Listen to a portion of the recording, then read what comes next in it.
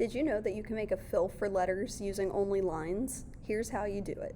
We're going to start with our line segment tool, which by default is most likely hidden underneath the rectangle, your typical shape tool. Click and hold it down in the toolbar until you see the other options pop up, and then click line segment tool. I'm going to add a gradient stroke to my line. To do this, you select your stroke fill, click the center icon at the bottom, and then you can choose your gradient colors. I'm going to do two lines, one towards the top of my canvas and one towards the bottom. To make a straight line while you're dragging your cursor, hold down Shift and drag straight to one side. And then I'm just going to copy this line by holding down Option and dragging it near the bottom of my canvas. Okay, now we're going to select both of them at the same time. Go to Object, Blend, Blend Options. Make sure that it says Specified Steps, and you can choose how many steps you want. I'm just going to type 50 and press OK. Then go back to Object, Blend, and Make. And what happens is it sets your lines a specific width apart and repeats them from the top line that you made to the bottom. They're all distributed evenly. We're going back to the Object menu, Envelope Distort, and Make with Mesh. We want the rows and columns to both say 5, and then press OK.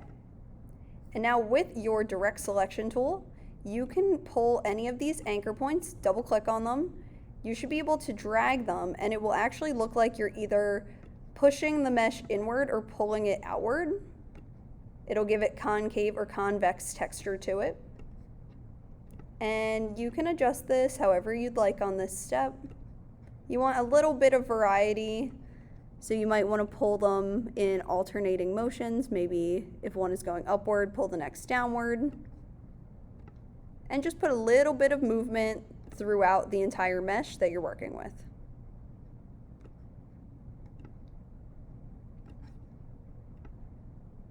All right, so that looks okay. I'm going to leave it as is.